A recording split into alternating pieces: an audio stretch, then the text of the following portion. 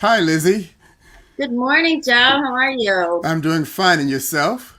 I'm doing great. Thank you so much for asking. And hello, folks, those early birds who see us now as we are live. And for those who, I'm already tongue tied. Just, I tell you, Lizzy gets me so confused that I can't even talk straight sometimes around her. But having said that, because she's a sharp lady, there was not anything derogatory about her by any stretch. But as I said, this yin and yang stuff just does not connect with me. But I think I got a good one today to Mhm. hammer her with. But first, some house chores here. For those of you who are watching us live through Facebook, LinkedIn, or YouTube, please share your comments, your questions, your concerns. If not to us directly, maybe after the fact, because we do audit on the replays, and that's meant for those who are seeing us at a more human hour of the day, perhaps maybe 10 o'clock in the morning or 2 in the afternoon. We do audit your comments, and we'd love to have your input about what we can do for you or we haven't done for you. And feel free to invite your friends. I must remind you, though, when you do comment through YouTube, you have to be signed in through your Google account. Anyway, with that house chore stuff out the way, our topic, first off, let me do this. That Lizzie and I, deliberately, we don't rehearse anything. We do this cold turkey, and we basically want to be spontaneous with you, honest with you. And I look at it, it's our 15th session. I'm sure when we get to 20, we'll do some kind of celebration. I like round numbers as opposed to every day of the week, that type of thing. But what we're going to talk about today, and this happened to me even after our last session, that Lizzie and I were engaging each other about questions to be asked. And for me, I'm always asking questions. And don't dumb questions make me look more stupid than I feel already. And that's my concern. And Lizzie made a comment that seemed to imply, yes, by all means, lay those dumb questions on me. So I'm looking to get some clarity here by what she means by that.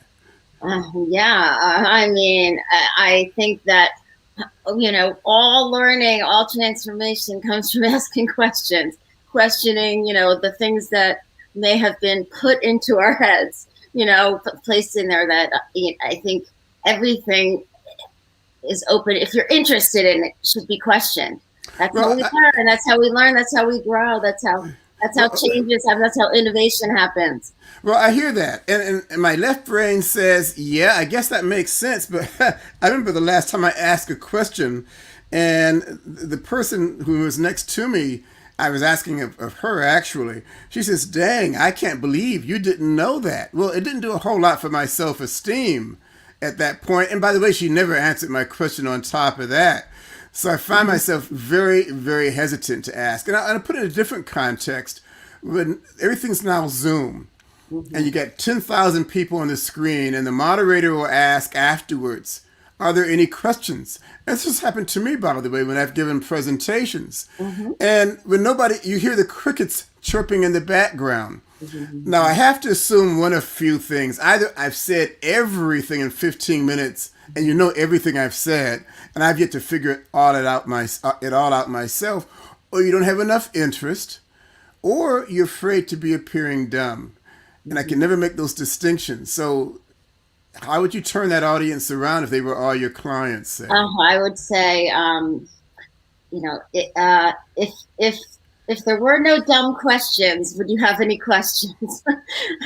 And then I would follow with saying, if you didn't have any questions, what if you did have questions? What would they be? And a lot of times that will spark a question in people, or even when you say there are no dumb questions, potentially a lot of hands can go up with questions. I've seen that, and I think that's a good teaching strategy for Mm-hmm. kids, for adults, for Zoom events, really to open it up to just, like, because once I think people start asking some questions, then it goes, it can go into deeper and more, um, you know, thoughtful questions and more ones that are, go a little bit more below the surface. I mean, one of the things I have done, I haven't actually done with clients, but I've done for myself is to just list 100 questions. Keep Mm. writing questions. I love conversations, like starters with questions for clients with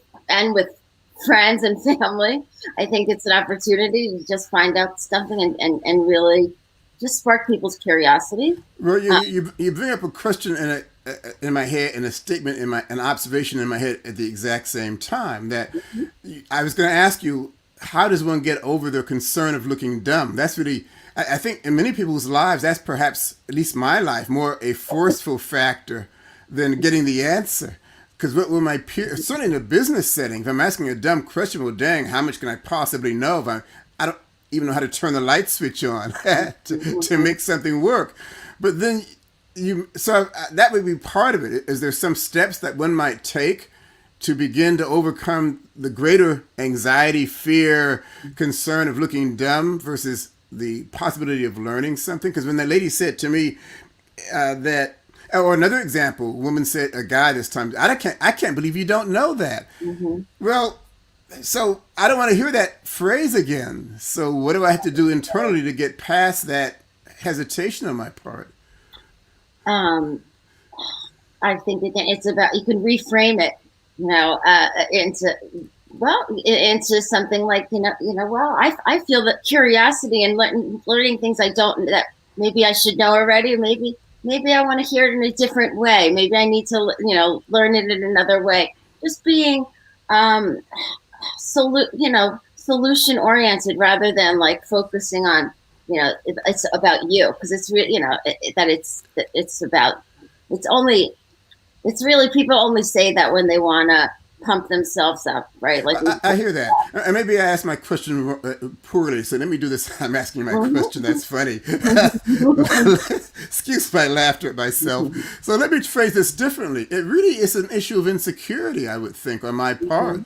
So however benevolent and gracious and gratuitous the outcome may be, the question is, are there key elements that I can help diminish my insecurities that gives me more freedom to ask questions and learn? I think it is also to question. What are your beliefs about your worth and about your insecurities? Like where did that come from? And and perhaps it came from some childhood, somebody telling you that you weren't stupid, or which a lot of us have had, and those are the scars that keep us from wanting to learn. Well, I'm going to interrupt. I hear that, but even aside from that, aren't most people looking for approval from their peers? I mean, I join groups. I want to be part of the groupie, so I want them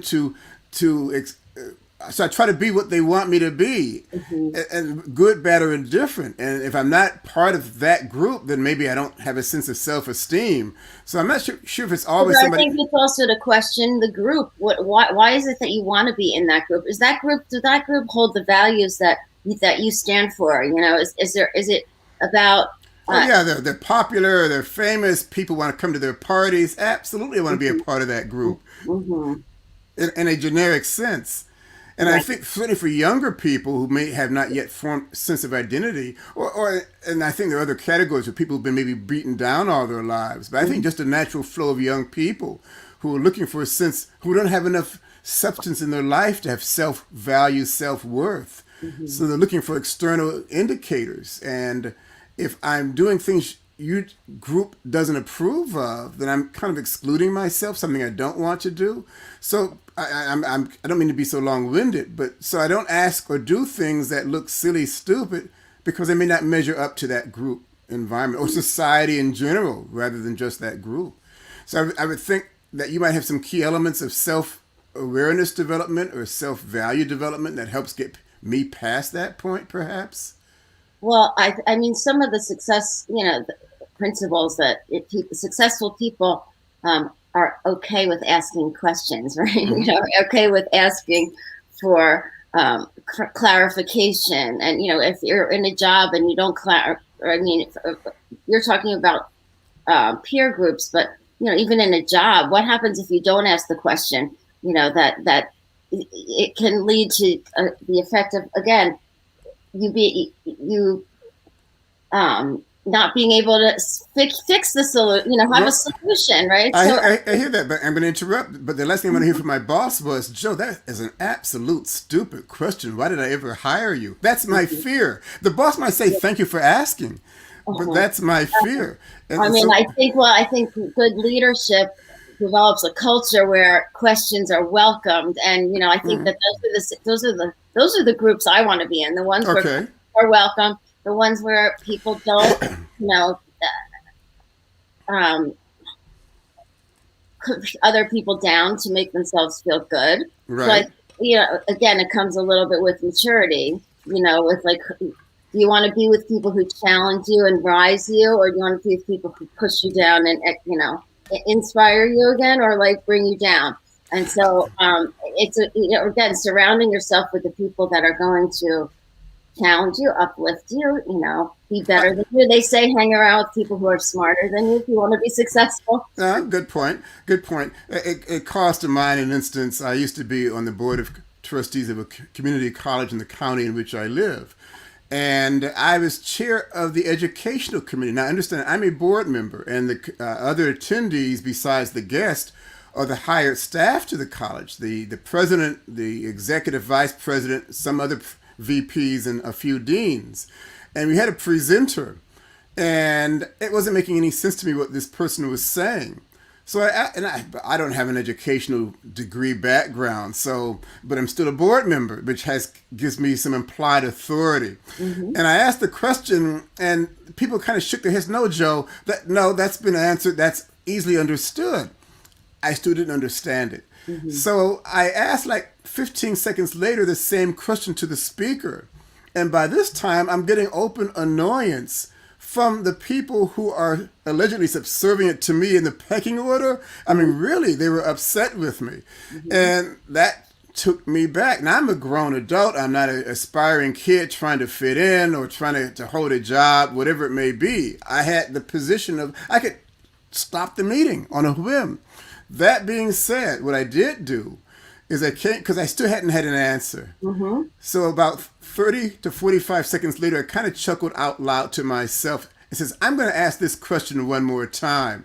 And I realized that the first two efforts, it clearly wasn't clear enough what I was asking, mm-hmm. or the people assumed, well, I asked the question in a much better manner this time.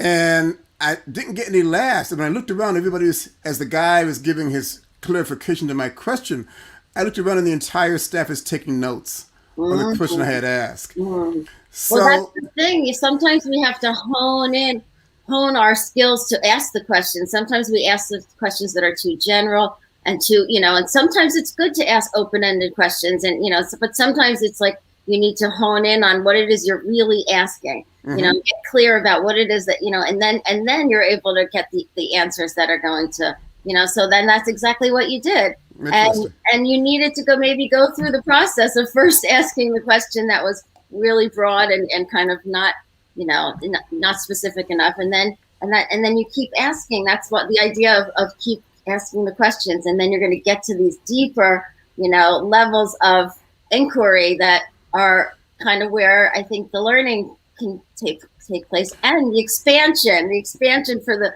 the people who now started taking notes. Sure. I love that. The answer. Now, for those who may not be post-puberty kind of guy that I am, hiding my gray hair, maybe for the aspiring college student coming up, or high school perhaps, I was having trouble in my course in chemistry, analytical organic chemistry. It was a year-long course, and I realized by my third month I was not doing very well. So I went to the professor, and he said to me that, Joe, you are not a dumb guy. The problem you have is you're afraid to show your ignorance. It's better to show your ignorance before the exam rather than show it after the exam. Mm-hmm. And I learned a lot. And I actually got an A in the course at the end of the year, but I was not doing that when I was asking him my questions. So that's kind of something I kind of learned also in terms of life. Yeah, I mean, and it's something I encourage, my clients, I encourage my kids, I encourage myself to mm-hmm. ask for help, ask for the help, ask for and ask the right people for the help. If you want, again, it's like when you complain to the wrong person about something, go to the person, who can potentially help you, who can answer the question rather than, the person who is not going to be able to help you. A lot of times we end up going to the wrong person who's not, you know what I mean? So, sure. What I'm hearing is the only stupid part of this statement here is not asking the dumb question. Am I right about that? Yeah.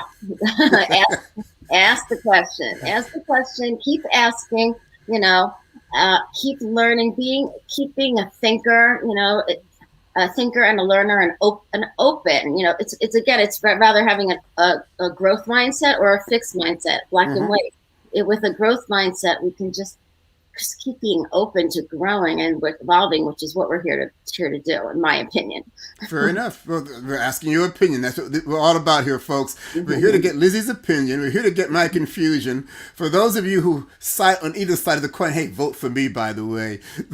that And Go ahead. no, it's even the whole relevance of our program is questions. Ask questions so we can, you That's a know, good. I never thought about it like that because that is the theme of this. That I'm a left brain kind of guy. Lizzy is, I call her a holistic right brain kind of persona, and so I'm asking, trying to understand, and I don't consider my questions dumb. I want to know, and maybe it'll make some sense to me someday. But anyway, we're past our curfew. But anything to take us home in terms of thought for the moment? again, have a growth mindset. Ask questions. Ask the people in your life. What's it like to be my friend? Let's ask your partner. What's it like to be married to me? Or ask your boss. As a boss, ask your employees. What's it like to work for me? And be open to the answers. Well, that's a good point. Maybe our next talk might be something along the line. Do we not ask because we're afraid to hear the answer? That might be a Yeah, consideration also. that's a Well, lot of times people don't want to do the work. that's right. Well, thank you very much for your input. Thank you, audience, for your observation, either the live or replay side. Please remember to leave your comments, to ask your questions, and share us with other people out there also. Have a good day. Have a great day. Thank you.